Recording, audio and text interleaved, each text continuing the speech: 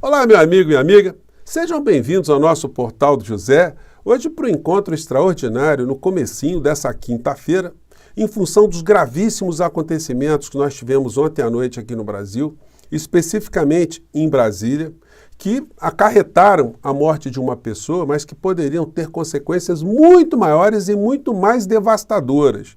Eu vou abordar aqui com vocês algumas situações, alguns aspectos que os grandes veículos de comunicação, os telejornais, não abordam por várias razões. Cumplicidade e milindre justamente por conta da cumplicidade. E eu afirmo isso porque desde o começo, se houvesse um desnudamento do que era o bolsonarismo, houvesse um combate, uma informação para a sociedade, muitas coisas não teriam acontecido.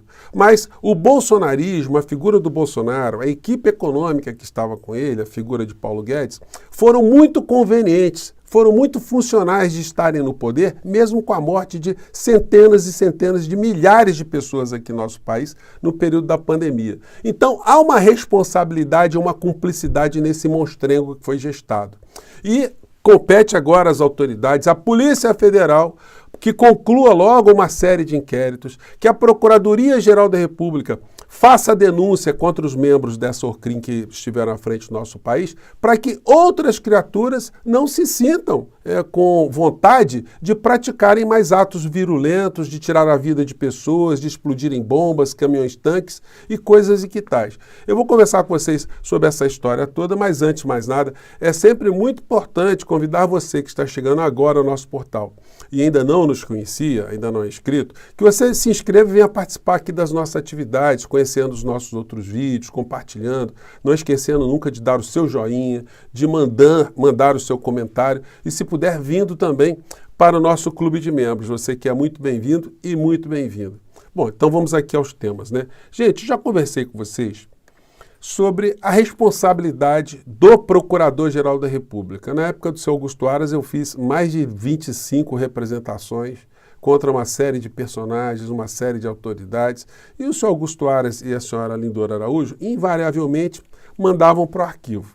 Essas situações, algumas estão pendentes lá na Procuradoria-Geral da República, assim como estão pendentes todas as acusações contra os membros dessa ORCRIM que matou pessoas aqui no nosso país com um comportamento omissivo ou comportamento doloso. No entanto, está lá com o Procurador-Geral da República. E se ele não se move, as pessoas que têm algum tipo de distúrbio, algum tipo de virulência, que incorporaram o discurso de ódio, essas pessoas se sentem com total liberdade de praticarem crimes, como foi o caso na noite de ontem.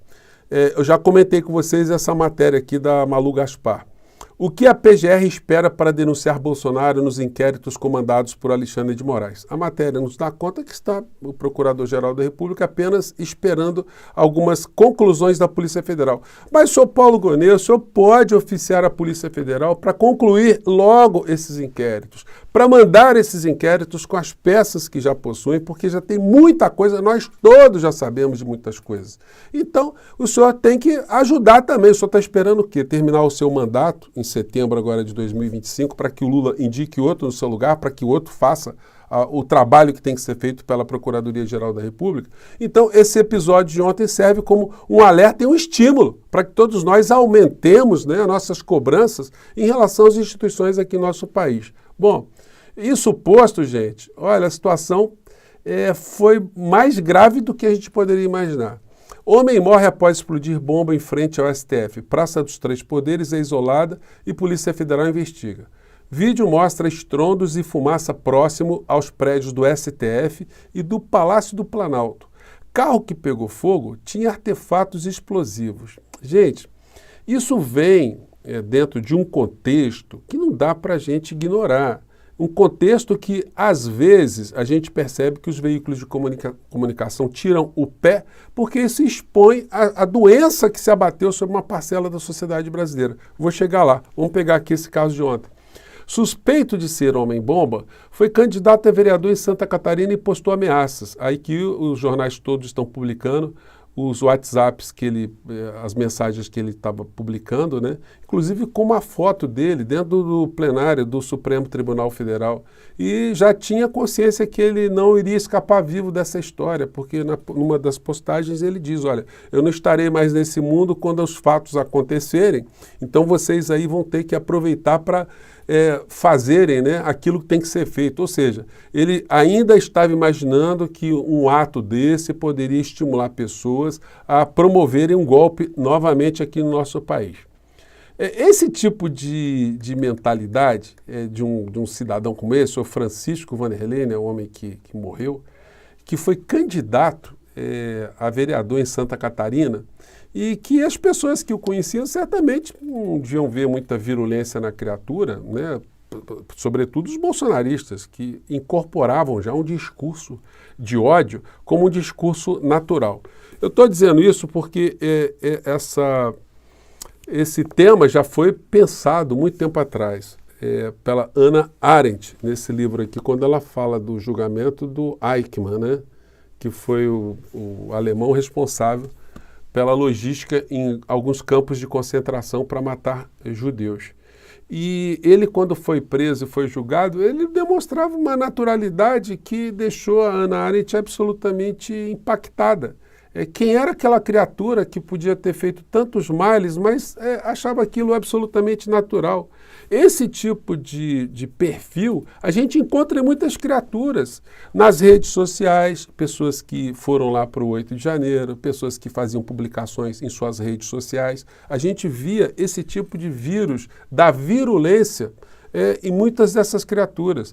E por isso é importante que o Estado brasileiro, numa sociedade democrática, dê a resposta para essas criaturas que querem transgredir da norma geral, querem afrontar a Constituição, o direito do outro, esmagar minorias, esmagar opositores. A gente está vendo uma coisa muito complicada nos Estados Unidos aqui, que eu vou conversar com vocês também um pedaço aqui no nosso papo de hoje, né? Então, essa era a figura, né, que acabou morrendo no meio dessa história. Eu fiz um Twitter direcionado ao senhor Paulo Gonet ontem à noite, com o seguinte texto: bomba, senhor Paulo Gonet. O senhor está aguardando mais explosões e mortes para começar a denunciar Bolsonaro e a sua Orcrim? Eles seguem estimulados pela omissão das instituições como o da PGR. O terrorista não lhe pouparia. Pense nisso. Senhor Paulo Gonet, esse cidadão que fez, ou esse terrorista que fez as coisas que fez, ele não teria o menor milímetro de acabar com a sua vida. O senhor está vendo o que está acontecendo aqui no nosso país? Por que nós temos que fazer com que a lei seja cumprida? Que criminosos, aqueles que tentaram fazer isso que essa criatura fez, mas não conseguiram, como essas criaturas têm que ser responsabilizadas? Pois bem, então aqui os jornais todos vão esmiuçar isso amplamente, a vida desse cidadão. Eu tenho pena dos familiares, né? Ele estava 4 meses sem ver a família, os seus familiares. Então a coisa é um drama para essas pessoas ter alguém na família que foi ganho por essa força do mal, né? Isso vem num processo, né? Deputado divulga vídeo com discurso de ódio e ataques a ministro do Supremo. Isso é o Daniel Silveira, que achava que a imunidade dele podia tudo. Ele disse que ia bater, que tinha vontade de bater no ministro Edson Fachin com um gato molhado e só parar quando o gato miasse. O gato morto, né? Gato morto, sendo atingindo uma pessoa, obviamente a pessoa iria morrer, porque o gato não ia miar jamais, né? Após prisões, grupo que era liderado por Sarah Winter solta fogos de artifício em frente à Polícia Federal. Investigadores devem ouvir a ativista presa nessa segunda-feira, ainda nessa tarde. No último sábado, o 300 do Brasil disparou fogos em direção ao Supremo Tribunal Federal. Essa gente foi se sentindo empoderada, foi se sentindo livre para poder fazer esse tipo de coisa. Aqui a foto da criatura, né, com a metralhadora de brinquedo, sei lá, com a imagem do Bolsonaro, mostrando aqui quem inspirava essa criatura. Olha a cara da turma aqui, da Sarah Winter. Eram muitas pessoas e muitos deles vieram a cometer crimes depois no 8 de janeiro, né? Ela desapareceu porque ela recebeu o peso ali da lei comandada ali pelo ministro Alexandre de Moraes. Mas essas criaturas foram nessa sequência até culminar com esse tipo de situação aqui. Bolsonarista preso por tentar explodir caminhão-tanque diz que recebeu bomba no acampamento do QG do Exército em Brasília. Isso nós já sabemos dessa história.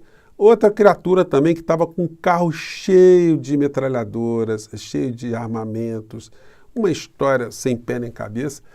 Essa história que a gente conhece, mas aconteceram outras que não ganharam os grandes veículos de comunicação, como essa aqui. Bolsonarista é condenado a 51 anos de prisão por morte de apoiadores de Lula. Eric Hiromi atirou em direção a uma via pública em outubro de 2022, quando pessoas comemoravam o resultado das eleições presidenciais. Pessoas estavam comemorando a vitória de Lula, ele matou 2 pessoas, saiu dando tiro a esmo, né?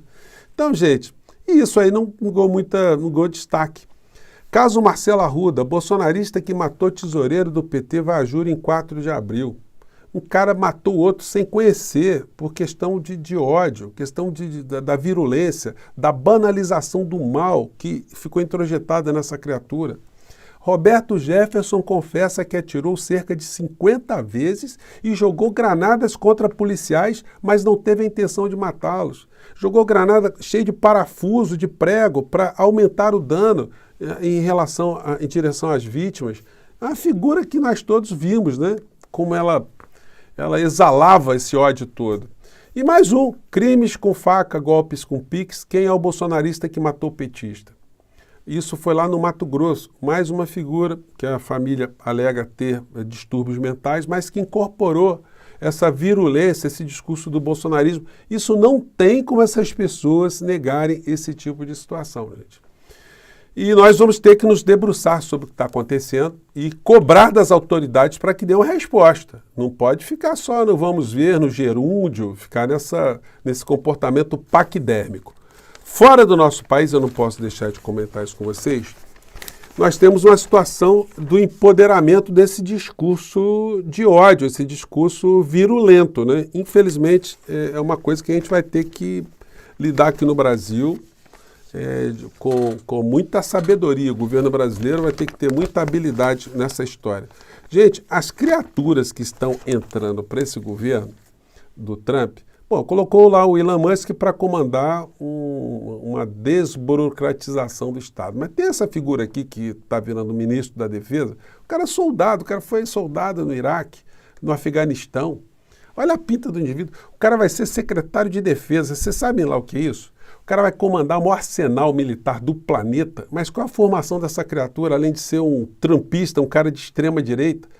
Complicado, né, gente? Complicado. A gente tem que botar nossas barbichas aqui de molho, porque tempos muito complicados podem começar a acontecer a partir de janeiro para o planeta. Então, quanto mais a gente tiver aqui leituras exatas do que está acontecendo, a gente consegue aqui, de alguma maneira, né, ter alguma preparação para saber fazer algum tipo de enfrentamento dentro das nossas possibilidades. Uma vez que lá mesmo no país deles, nos Estados Unidos, eles vão ter oposições lá também. Os democratas lá vão fazer muitas oposições a situações malucas que essa gente, porventura, quiser fazer. Bom, nada como a gente saber como eles agem, como eles pensam, para poder também fazer alguma coisa, né, para proteger aqui a nossa nação, nossa paz de espírito, a nossa sanidade mental e, sobretudo, proteger o Brasil das criaturas que pensam igual a eles aqui dentro do Brasil, né? Sou Paulo Gonet, o senhor tem que andar com essa história toda, viu? Eu fico por aqui, gente. Um grande abraço, mais tarde a gente volta e vamos seguir em frente. Tchau!